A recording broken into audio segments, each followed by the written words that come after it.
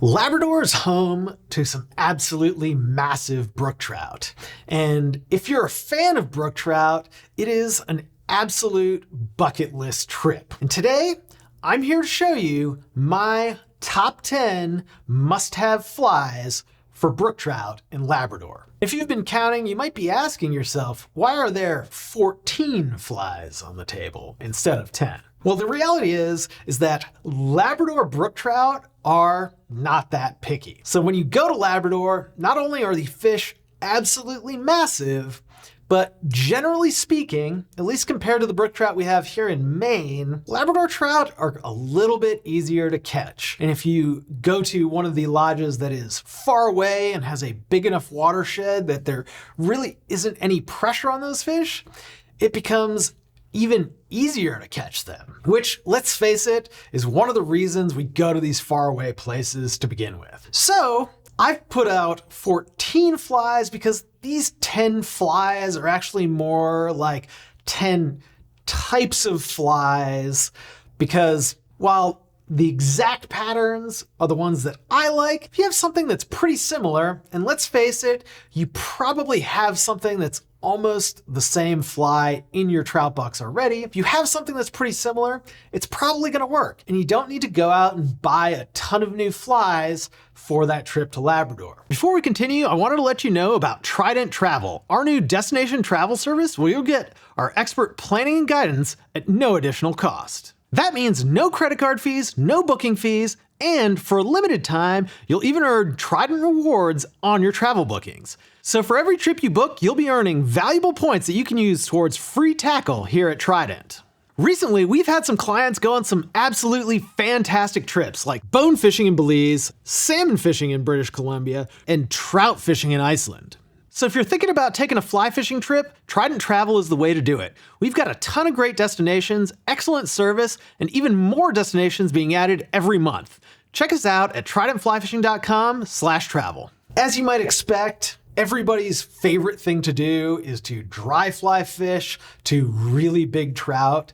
And in Labrador, you can absolutely do that. And my first must-have fly for Labrador is the Parachute Adams. And the Parachute Adams imitates a bunch of mayflies, like you probably already know. And in Labrador, they get some blue wing olives, they get some larger mayflies, and having a nice set of Parachute Adams in, say, 18 to 10 sizes is going to cover you really well. But I'd focus on those 12, 14, 16 sizes, because those are going to be the ones that you're going to use most often. The Parachute Adams is probably one of the most essential flies for trout fishing anywhere, and I'm betting you've got a dozen or two in your collection already. I know I do, and you'll definitely want to bring them to Labrador. Again, while we are matching that mayfly hatch in Labrador, it's not so important to get the exact color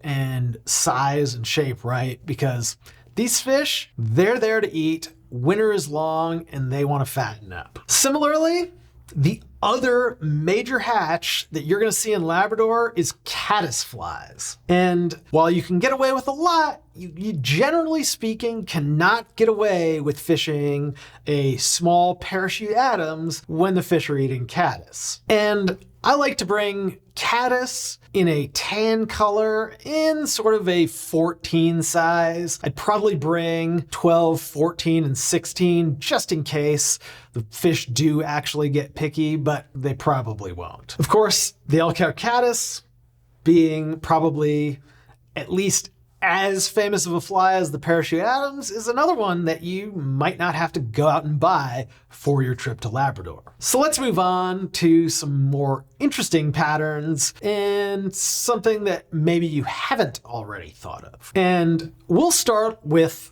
a bomber. If you're a salmon fisherman, you've probably got some of these. But if you're a trout fisherman, then you might not even know what a bomber is. And well, this is a bomber. Bombers are designed for dry fly fishing to Atlantic salmon. And essentially, you slap the water enough in front of that fish and it annoys them into eating. And for brook trout fishing, you're going to use this fly a little bit differently. And if I were to classify this fly, I would classify it as a surface disruptor pattern. So this is going to imitate a smelt struggling on the surface, or some sort of giant moth, or even like a really small mouse if you strip it the right way. But the idea is, with these bombers, you're just gonna disrupt the surface and get a really aggressive strike. And in this same vein as the bomber, I put flies like the royal Wulff. This is also a fly that in Labrador, you're probably gonna wanna get a really big size. If you're tying, tie it nice and bushy so that it makes a nice splash on the surface. If you want to strip it a little bit, you're going to get that commotion that's going to really engage those fish to strike. Bombers are going to be big. You'll probably want to bring those on the smaller size, those sort of 6s and 8s. And because the royal Wulff is going to be for that same purpose, you'll want to tie these on the bigger side. I'd say sort of 6, 8, 10 size royal Wulff will be the way to go if you prefer a Wulff to a bomber. Next up is streamer fishing, and trout in Labrador really love streamers. In particular, they're gonna like patterns that imitate bait fish, and these are two of my favorites. We've got a sparkle minnow here, which is deadly pretty much anywhere, and if you haven't fished a sparkle minnow, you should definitely get one in your box. They are excellent.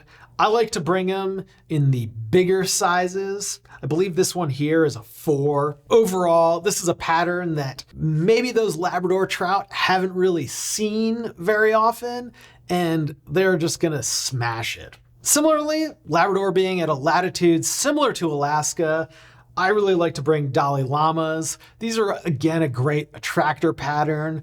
Olive and white works great. So does black and white. And they do have leeches in Labrador as well. So you can also imitate leeches with the Dolly Llama in those darker colors. But there's a huge range of bait fish imitating streamers out there, and I'd bring a few of your favorites. Just don't get anything that is too out there because they won't know what to do with it. But if it looks good, swims well, Labrador brook trout will probably eat it. Now, if there's a traditional Labrador pattern, it's probably the Conehead Muddler minnow. And you might be staring at this saying, why is fuchsia a traditional muddler minnow? And well, it's not. But you don't need to tie it in fuchsia, though bright colors can be the ticket to success if you're having trouble in Labrador. And every box should have a couple of these red, pink, orange Conehead muddlers in case the fish start keying in on something that's a little bit brighter. And of course, these are not going to be something that you'll find at your local fly shop. So I would recommend tying these well ahead of time or reaching out to the lodge and making sure they have at least a few ready for you when you arrive. Next up, being brook trout, they are triggered into eating smelt, and I would be remiss if I didn't include a couple of featherwing smelt patterns here. And two of my favorites are the Mickey Fin and the Gray Ghost. But if you prefer a black ghost or a Montreal lady, don't let me dissuade you from bringing those. You'll just want to have a couple of traditional streamers, if for no other reason that it's really fun to catch brook trout the way they used to catch them 50, 75 years ago before all of these coneheads started coming out. And additionally, these are much easier to cast if you're bringing a 5 or a 6 weight. You just don't have to deal with that much weight with these feather wings.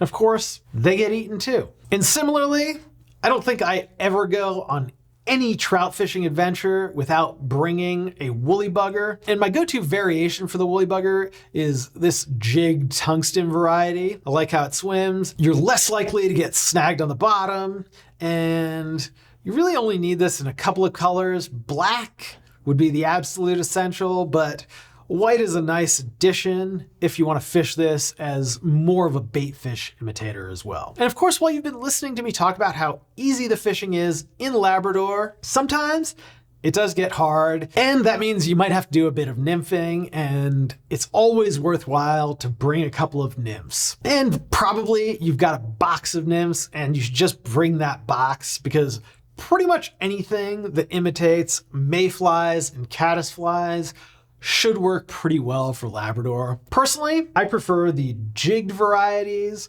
So I've got a jigged pheasant tail here, and I'd bring these in maybe a little bit bigger sizes than you're used to fishing, that 10, 12, 14 size. Same thing for the hare's ear. That's gonna be a great all-around caddis, nymph, and pupa imitation. And again, I'd probably go a little bit bigger as well, because those fish are just not quite as picky, even when they're eating nymphs. And moving on to our second to last fly, any trip to Labrador would not be complete without a mouse fly. And my favorite is, of course, the Moorish Mouse. It's just a fantastic pattern. And if you get those Labrador brook trout in the right mood, they might just eat a mouse. However, it's by no means a given, and you'll want to make sure that you got plenty of other ammunition, but you'll definitely want to bring a couple of mice on that Labrador trip, because there's absolutely nothing better than seeing a giant brook trout slam a mouse on the surface. And that leads us to our very last fly, number 10, the pike fly. And I say pike flies very generally. This one here is the Slonskee Slayer. And while this is a very specific pattern, I don't think you really need to get that specific with your pike flies. Any sort of 5 to 6 inch bait fish imitation is gonna really work very well on Labrador pike. While pike in certain places in the country can get quite picky, in Labrador, they have a very short window in the summertime to fatten up. And frankly, they'll be eating your nymphs, all of your trout flies, probably your mice when you least expect it. And there are some really big pike in Labrador, and it can be a nice change of pace, especially if the fishing is slow. So I always recommend that people bring a half dozen or so of their favorite pike flies. Pretty much anything will work.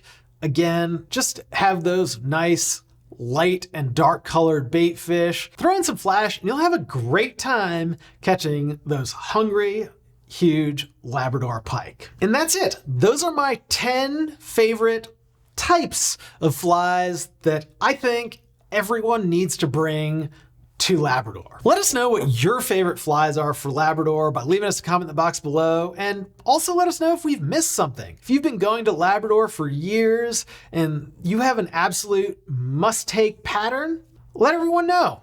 I certainly would be open to hearing some new ideas as well. And of course, if you enjoyed this video, don't forget to like and subscribe, because it really does help us out, and you'll get notified of any future fly recommendation videos. And of course, if you've got questions about booking that Labrador trip, Trident Travel is the way to do it. We've got lots of great lodges in Labrador, and we can help you book the absolute perfect monster brook trout adventure. And of course, if you have questions about fly selections, give us a call at 888-413-5211 or email us 24/7 at support@tridentflyfishing.com. I'm Ben. Thanks for watching. We'll see you next time.